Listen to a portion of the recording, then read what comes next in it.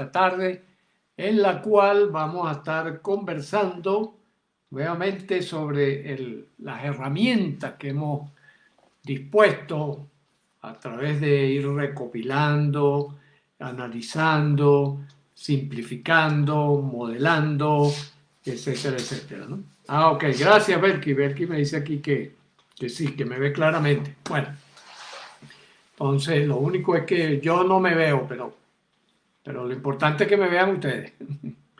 ¿Ya? Y retomando un poco el término resiliencia, ¿no? Recordemos lo que es la resiliencia. La resiliencia es la capacidad que tienen algunos cuerpos de retornar a su estado originario cuando son sometidos a tensiones, etcétera, etcétera. Eso es lo que se ha dado en llamar resiliencia, que ha sido tomado prestado por psicólogos, psiquiatras, educadores, etcétera, etcétera, para connotar aquellas situaciones en las cuales nosotros los seres humanos somos sometidos a amenazas, circunstancias perjudiciales, etcétera, etcétera, y que utilizando los recursos que nosotros tenemos, utilizando las estrategias adecuadas, podemos superar esa situación, lo cual se traduce en que salgamos enriquecidos, fortalecidos de esa experiencia.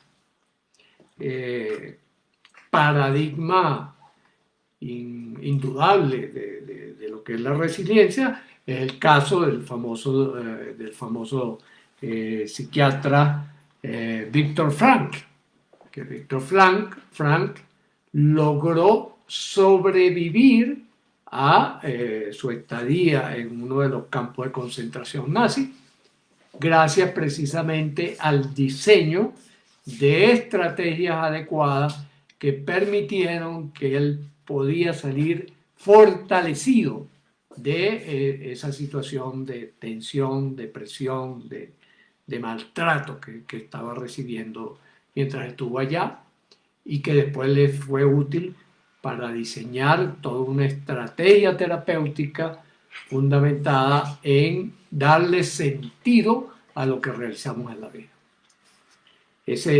Por eso digo que es como el faro, es como una especie de faro, como guía fundamental, que nosotros podemos tener como referencia para decir, ¿de qué trata la resiliencia?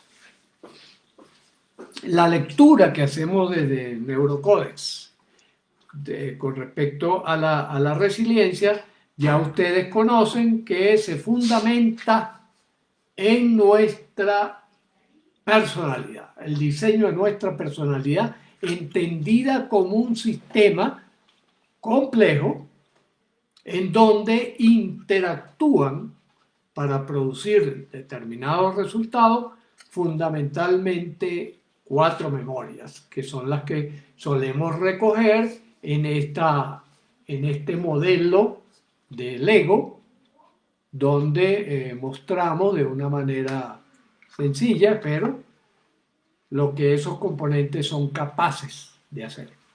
Un abrazo, Dianita. Bienvenida. Y comenzamos por lo que siempre decimos, bueno, ¿qué sentimientos tenemos? ¿Qué emociones son las que acompañan a esos sentimientos? ¿Qué pensamientos elaboramos? ¿Y qué acciones ejecutamos en correspondencia con eso o en no correspondencia? Pues nosotros podemos tener varias opciones, por ejemplo. Podemos tener una opción como esto, que representamos como esto, que nos habla de que va a ser difícil de mantener un equilibrio saludable con este tipo de disposición. Si nosotros tenemos una mayor congruencia y un diseño estratégico de nuestra personalidad mucho más equilibrado, pues entonces nosotros podremos sostenernos con mucho más facilidad ante los embates de la vida, cualquiera que esto sea. Por ejemplo, nos ha tocado ya este periodo que se está alargando, ¿verdad? De tener que responder con una estrategia particular que fue, bueno, vamos a vencer a este virus simplemente evitando que llegue hasta nosotros. y se va a destruir por sí mismo si no encuentra en quién alojarse. Que fue la estrategia de permanecer en casa, la estrategia de confinamiento. Por supuesto, toda estrategia tiene su lado bueno, su lado malo, tiene sus convenientes, tiene sus inconvenientes, tiene su estructura. Entonces, esto podemos hacerlo universal frente a lo que significa el vivir cotidianamente, ¿no? Siempre que hagamos una elección, pues tendrá su lado, su pata coja, ¿verdad? Su debilidad, pero también tendrá su fortaleza. Entonces, la inteligencia consiste en cómo lograr la máxima eficiencia con el menor costo o con el menor dolor posible. Aprovecho de recordar la frase esa genial de Jorge Luis Borges, que dice el destino humano de breves dichas y largas penas. Y cómo entonces nosotros podemos, gracias a que somos seres de transformación, somos seres pensantes, seres constructores, podemos decir, bueno, vamos a construir una vida de breves penas y largas dichas. Y es dentro de eso, pues, lo que llamamos resiliencia. Ahora fíjense, ¿por qué vuelvo a insistir sobre nuestra estructura de personalidad? Porque nosotros podemos tener varios modos de operar, varios modos de operar. Y lo sistematizamos en Neurocode de la manera siguiente. Este modo que vemos acá, donde los sentimientos constituyen la base fundamental de todas nuestras operaciones y de todas nuestras vivencias, nos dice: cultivemos sentimientos nobles y trascendentes. Nobles y trascendentes.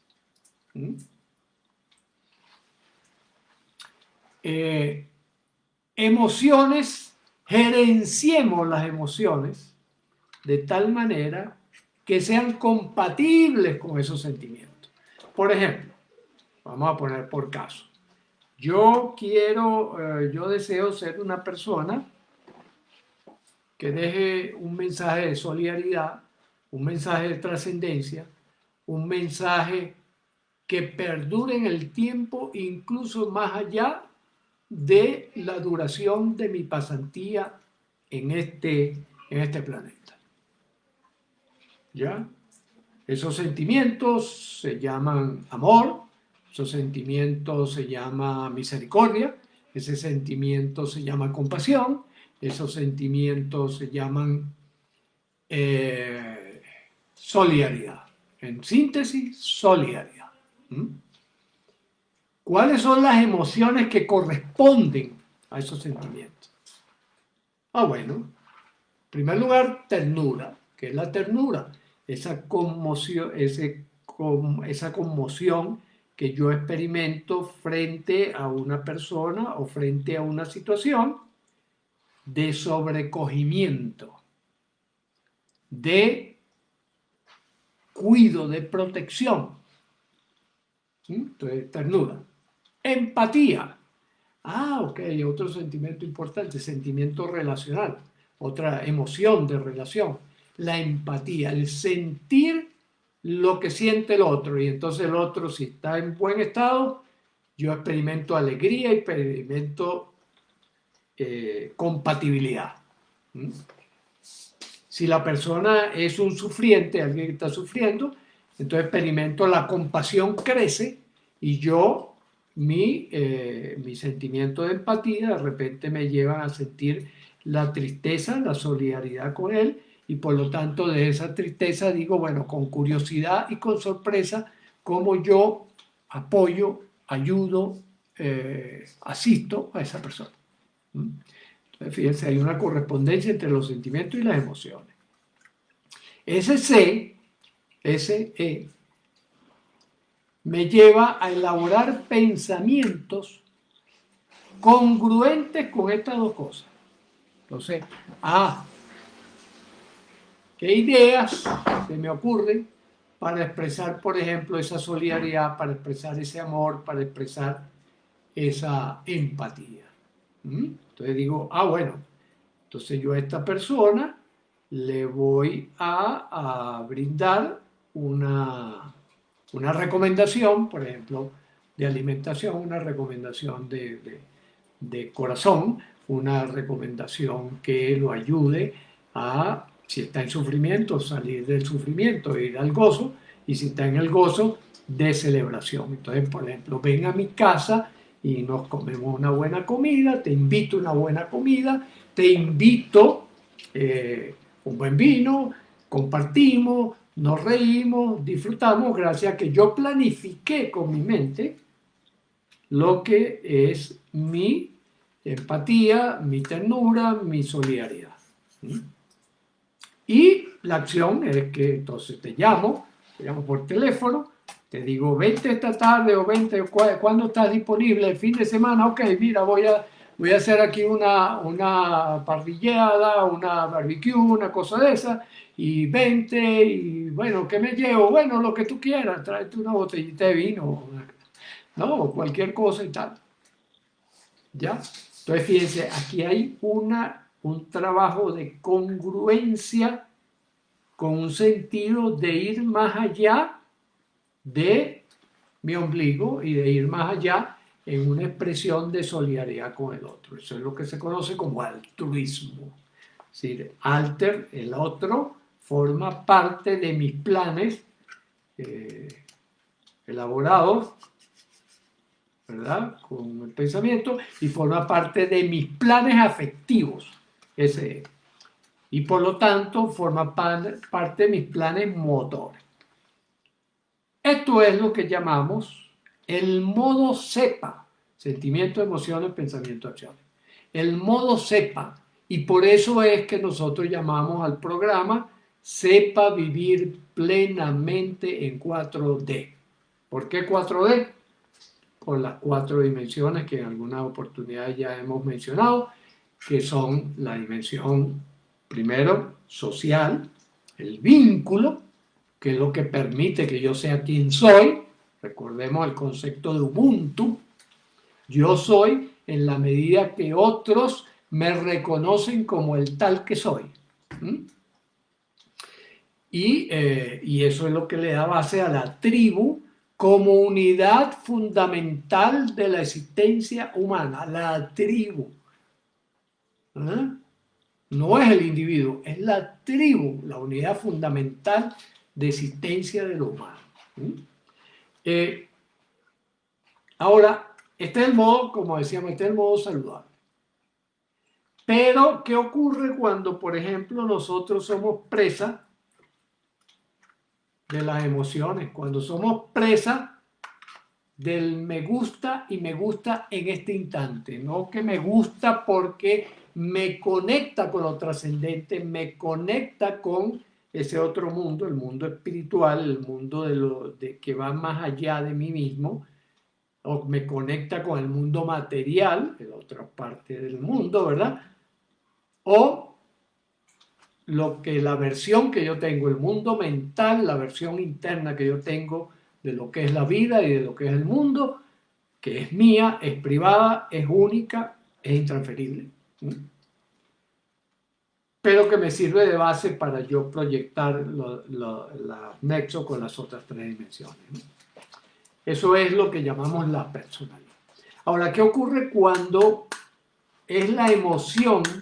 Es decir, ¿la emoción a qué responde? La emoción responde a un aprendizaje inmediato, potente, con lo que ocurre afuera, con lo que está ocurriendo afuera. Entonces, esa es la respuesta. Eso es lo que también Daniel Kahneman llamó el pensar rápido, ¿no? ¿Por qué? Porque la emoción está ligada, como les decía, a un estímulo que nosotros aprendimos desde pequeñito. Entonces, por lo tanto, cuando yo sostengo mi personalidad únicamente en la emoción, y esa emoción yo la conecto con algún sentimiento, digamos, que tenga correspondencia con esa emoción, pues mi destino va a ser totalmente diferente al modo SEPA. Esto es lo que nosotros llamamos el modo ESPA, el modo anti-integración de la personalidad. Anti, por lo tanto, es también un modo de actuar en donde yo solo tomo en consideración lo inmediato, lo que tengo enfrente, lo que está allí, ¿no? Venía caminando por la calle y de repente pasó un automóvil, pisó un charco de agua, me bañó y yo me volví a insultar al señor que venía manejando, que además ni vio el charco, ni me vio a mí, ni nada de eso, y entonces le atribuyo una mala voluntad, por lo tanto esa emoción de ira, ¿con qué sentimiento se va a conectar? Va a conectar con el sentimiento de que yo soy lo único valioso en el mundo y que todo el mundo tiene que estar a mi servicio. Si ese es el sentimiento que yo he cultivado, pues entonces voy a enriquecer esto, por lo tanto mis pensamientos van a ser destructivos y mis acciones van a ser peligrosamente dañinas para la resiliencia. Porque recordemos que la resiliencia no es otra cosa sino la capacidad de salir enriquecido de situaciones adversas. Y difícilmente, si yo me peleo con otra persona, muy difícilmente voy a salir enriquecido de esa situación. Ya. Por eso es que colocamos en primer lugar el sentimiento, el cultivo de los sentimientos nobles. Y sobre los sentimientos nobles, entonces sí podemos elaborar una estrategia consciente que me haga ver claramente cuáles son las acciones que me van a dirigir hacia una vida resiliente de verdad, ¿verdad? ¿Ya? Recordemos que los planes de la vida son unos planes extraños para nosotros. Son unos planes extraños para nosotros. ¿Por qué? Porque nosotros siempre estamos esperando el disfrute. Nosotros estamos diseñados para disfrutar. Estamos diseñados para que las cosas salgan como a nosotros nos gusta, queremos y esperamos. Nos gustan, queremos y esperamos. Y parte del diseño de la vida está en que a veces esa respuesta de cómo se está comportando la realidad, de cómo se está comportando el mundo, no va de la mano ni con nuestro bienestar, ni con nuestra salud, ni con nuestros deseos, sino que va por su cuenta. En el mundo material y probablemente en el mundo espiritual es así. En el mundo social, pues cada uno de nosotros va elaborando una representación privada de aquello que entendemos el mundo social. Y eso es lo que constituye el mundo mental. Por eso es que lo que está en primer lugar es lo que nosotros heredamos, lo que nosotros tomamos, primero genéticamente, físicamente, biológicamente, de nuestros padres. Y en segundo lugar, heredamos lo que nos van transmitiendo en esos primeros años de vida en donde todavía somos virtualmente una sola cosita: emoción, acción. Así nacemos. Emoción, acción. Lo que nos ocurra desde el exterior es lo que nos hace reaccionar. Nivel más básico. En la medida en que nosotros vamos creciendo, van apareciendo primero los sentimientos.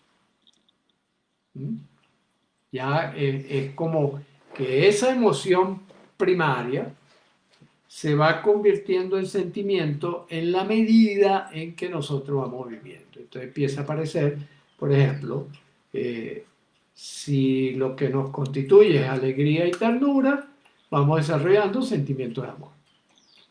¿Ya? ¿Por qué? Porque si lo que nos van brindando nuestros padres al comienzo es cuidado, protección, enseñanzas de relaciones amorosas, nosotros vamos cultivando esos sentimientos nobles. Amor, compasión, fidelidad, entrega, y por lo tanto empezamos a valorar la empatía, la ternura, lo que hemos mencionado, ¿no?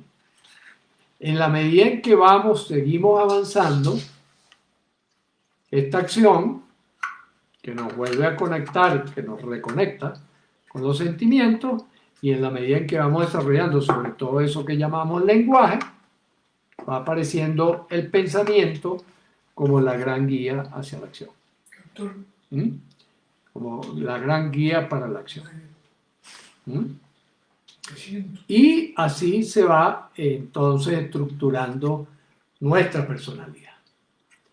En la medida en que nosotros esto lo hacemos crecer, va apareciendo también el fenómeno de las estrategias que son producidas por nuestros pensamientos. Nuestros pensamientos van diseñando, como gracias a la aparición del prefrontal, de nuestro maravilloso prefrontal. Gracias a nuestro maravilloso prefrontal, vamos desarrollando estrategias que nos encaminan a que podamos entonces tener una respuesta adecuada a las demandas del entorno y a las demandas internas. ¿Ya? Por allí Martina vio algo sospechoso y empezó pues, a cumplir su trabajo, ¿no? Su trabajo, que como ella no tiene mucho pensamiento, pues simplemente va reaccionando a lo que se va presentando. Entonces la Martinita, que estaba por aquí de lo más tranquilita, pues ahorita se alborotó un poco. ¿Ya? Ok. Entonces, como dijimos, la resiliencia, esa capacidad para nosotros poder resolver las situaciones, tiene que ver con nuestra capacidad de elaborar estrategias de corto, mediano y largo plazo, dependiendo del tipo y calidad de amenaza que tengamos por delante. ¿Ya? Ya dijimos, resiliencia, capacidad de superar situaciones adversas. Por ejemplo, por supuesto, ahorita tenemos que hablar del coronavirus, ¿verdad? Como una amenaza real, poderosa, terrible, que, bueno, ya ha costado no sé cuántas víctimas, ¿no? Entonces, ¿cómo nosotros podemos hacernos resilientes? ¿Cómo podemos gerenciar esa capacidad que tenemos a través de nuestros recursos? Nuestros recursos: cultivar sentimientos nobles y trascendentes. Ya en otras oportunidades he mencionado cómo la medicina ultramoderna nos ha demostrado fehacientemente el progreso de la medicina, la relación estrechísima que hay entre sentimientos nobles y trascendentes y la salud mental y física.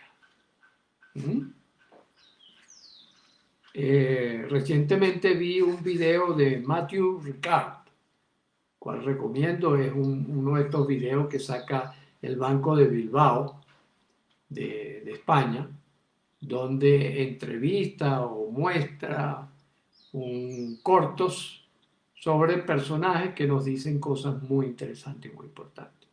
Matthew Ricard, en este video, que está ahorita circulando por las redes, nos habla durante 4 minutos. Durante 4 minutos la importancia que tiene en este momento como actitud vital fundamental si queremos realmente salvar el planeta, trasladarnos del modo egoísta al modo altruista.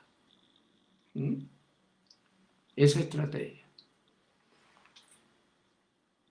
¿Qué es lo que ocurre cuando yo paso del modo egoísta al modo altruista?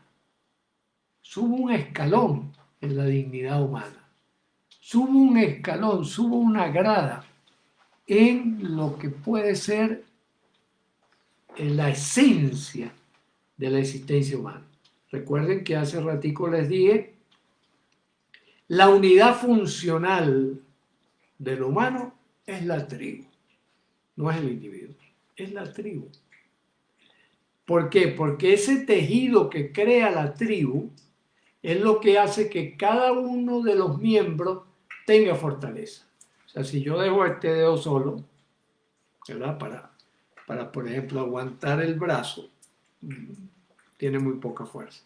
Pero cuando yo tomo los 4 dedos y el dedo pulgar, pues la cosa se hace mucho más poderosa. Igualito pasa con nosotros los humanos. Imaginemos que cada uno de nosotros es un dedo. Por lo tanto, el dedo solo no puede hacer nada.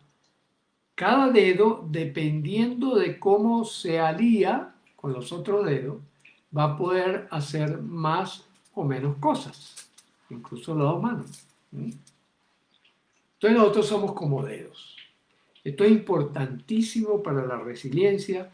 ¿Por qué? Porque ha habido una publicidad postmoderna que dice que tú eres lo más importante de la vida y que tú eres lo único que tienes que atender y que tú tienes que solucionar la vida desde ti mismo y que el poder está dentro de ti. Pues eso es una farsa. Eso es una farsa. El poder está en la fortaleza de la tribu.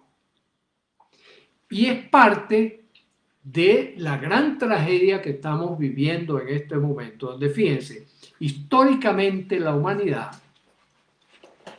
desde mediados del siglo XIX hacia acá, tuvo un crecimiento y un desarrollo en lo que significa salud, en lo que significa longevidad, en lo que significa felicidad, auténtica felicidad. Sin embargo, eso llegó a su pico alrededor de los años 50 del siglo pasado. A partir de allí empezó un espíritu de época de que yo soy yo y lo demás no me importa, ¿no? Que se convirtió, se terminó convirtiendo en ese movimiento que llamamos posmodernismo. ¿Y qué fue lo que trajo? Lo que trajo fue un aumento en las enfermedades, un aumento de la frustración, un aumento de las exigencias, sobre todo exigencias de tipo laboral, un aumento de la necesidad de prestigio, de figuración, es decir, yo en primer lugar, un aumento de la competencia descarada e incluso inmoral entre los seres humanos, donde la consigna se convirtió en el todo vale. ¿Ya? Eso hizo que entonces el egoísmo pasara a ser la estrategia fundamental, porque es una estrategia, la estrategia fundamental para abordar la vida. Entonces yo como primero, yo gano más que tú, yo y todo se convirtió en una competencia de unos contra otros.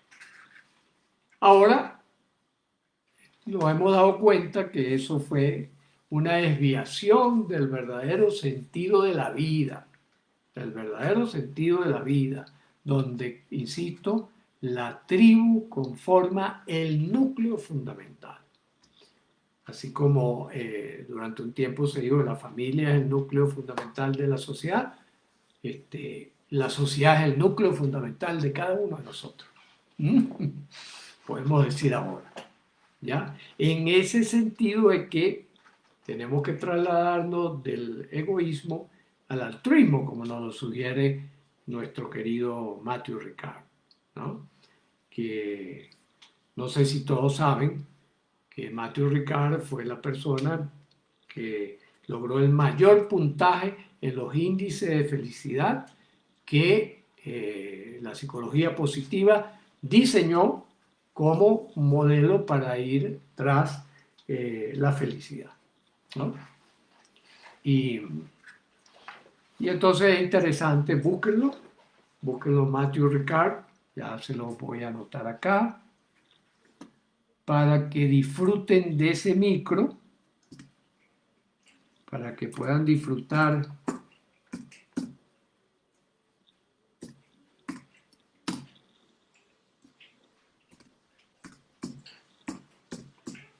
creo que me salté una H, no estoy seguro, pero ahí está, Matthew, creo que hay una H por allí, ¿no? Matthew Ricard, el considerado el hombre más feliz del mundo que rompió el felizómetro. Es un budista, tiene 50 años, ya cumplió 50 años de budista. Después de haber sido uno de los investigadores más importantes de la microbiología, estuvo en el grupo que descubrió el virus del SIDA en su momento en el Instituto Pasteur de París, ¿no? Era un joven biólogo molecular. Bueno, y decidió convertirse en budista, ¿sí? En una visita que hizo allá al lejano oriente. Bueno, en conclusión, podemos decir que la resiliencia es una capacidad que nosotros podemos herenciar apelando a nuestros recursos cepa, ¿verdad? Sentimientos nobles, sentimientos profundos, sentimientos trascendentes que vayan más allá de yo mismo. Emociones consistentes con esos sentimientos. Entonces, gerenciamos esas emociones. ¿Cómo las gerenciamos? Apelo a cuáles son los sentimientos profundos que yo tengo. Si yo estoy en una situación de dificultad, mi pensamiento rápido va a decir, responde automáticamente. Ve y responde. Por ejemplo, si es una amenaza, huye o ataca. Veo pasar ese primer momento, es un momento que dura segundos, ¿ya? Y apelo a mis sentimientos. ¿Ya? Apelo a mis sentimientos nobles, trascendentes, que ¿cómo los cultivo? Con la meditación, con el mindfulness, con neurocódex, con montones de posibilidades de trabajar constantemente esos sentimientos nobles. Automáticamente los pensamientos que van a venir, y por eso los pensamientos los buscamos, los capturamos, lo llamamos estudio, versión formal, pero en realidad es la preocupación, el interés que tengamos en buscar la información que necesitamos, es información. Y las acciones también hay que practicarlas, hay que practicar las acciones correspondientes para ello. Ok. Supóngase usted que en esta situación de coronavirus nos proponemos nos proponemos fortalecernos durante el tiempo que llevamos de cuarentena y que seguimos queriendo fortalecernos. Por lo tanto, nunca es tarde cuando empezamos a hacer algo interesante. Entonces, ¿qué tengo que cuidar? Bueno, estratégicamente, ¿qué es lo que yo estoy buscando? Lo que yo estoy buscando es no contaminarme con el virus, es decir, mantenerme saludable.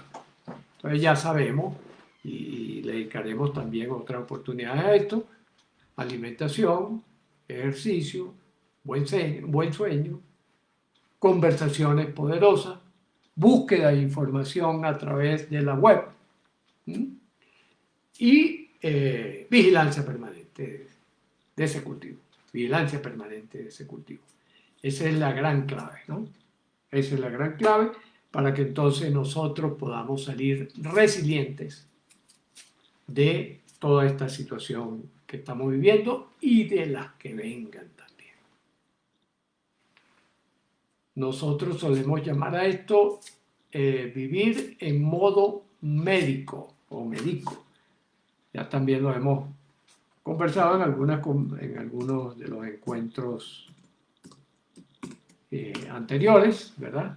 Que es vivir en modo médico o en modo médico.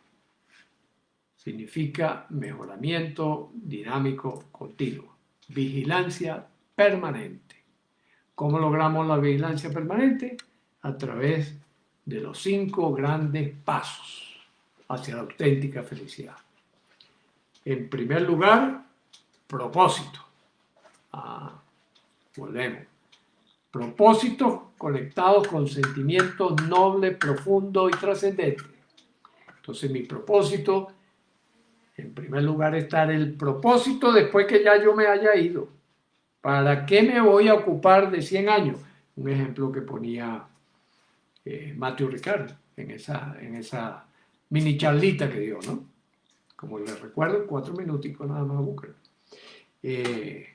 Está en las conversaciones de BBVA, el Banco de Bilbao, ¿no? Del Banco de Bilbao, ahí lo encuentro, ¿no? Y él comentaba, él decía que Groucho Marx había señalado que para qué se iba a ocupar de lo que pasaría más adelante, si total, de la gente que vendría, si esa gente no ha hecho nada por él. Y que, bueno, eso era un chiste, ¿no? Un chiste de esos típicos que hacía Groucho Marx jugando con las palabras, con las paradojas y ese tipo de cosas, ¿no? Pero Matthew Ricard señalaba que lo que ocurre es que él había escuchado a un empresario decir lo mismo, pero en serio, que había dicho, bueno, que no importa a mí lo que va a pasar dentro de 100 años, si eso yo no lo estoy viviendo, ¿no? Desde esa perspectiva del egocentrismo, ¿no? Del egoísmo. A mí me interesa en mi vida porque yo la siento desde aquí. Pero nosotros somos seres mucho más complejos que también proyectamos la vida gracias a la condición humana, que es lo que nos distingue de otros animales, ¿no? Y esto hace que yo sí piense con mi propósito en el más allá.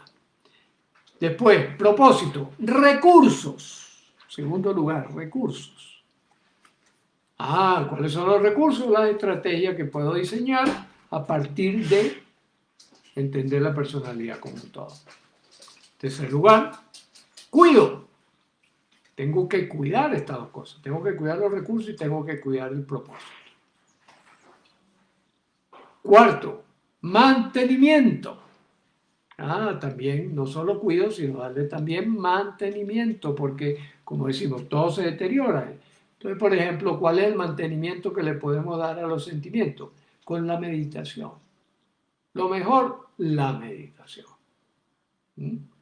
Entonces yo entro en meditación y yo digo, ok, estos sentimientos, ¿cómo los cultivo? ¿Cómo los fortalezco? Hay, por ejemplo, la coherencia cardíaca, que hablaremos de ella. Le vamos a dedicar un programa a la coherencia cardíaca. coherencia cardíaca es una manera muy potente y poderosa de fortalecer los sentimientos. Y quinto, reparación oportuna. Que ayer me enojé y me enojé tanto que fui capaz de insultar a un ser querido, que fui capaz incluso de amenazarlo con golpearlo. Entonces, ¿qué significa? Que ahora yo tengo que reparar eso. Primer paso para reparar, pedir disculpas. Pedir disculpas. Covey, ¿verdad? Stephen Covey, creador de los 7 hábitos de la gente altamente eficaz, decía, cada vez que usted comete un error grave con alguna persona, pida disculpas 7 veces, aprenderá. Entonces, pedir disculpas 7 veces y además proyectar con nuestra imaginación, recuerden, el arma más poderosa que tenemos, proyectar cómo lo voy a hacer bien la próxima vez, para entrenar a nuestra mente inconsciente a que dé la respuesta adecuada. Bueno, queridos amigos, les confirmo entre el día de esta tarde y mañana, entre mañana y pasado, cuál va a ser nuestra próxima temática. Si alguien tiene alguna propuesta, la puede lanzar por allí. Si tienen alguna pregunta o comentario, pues déjenlo ahí escrito y atenderé a su llamado oportunamente. Un abrazo y seguimos.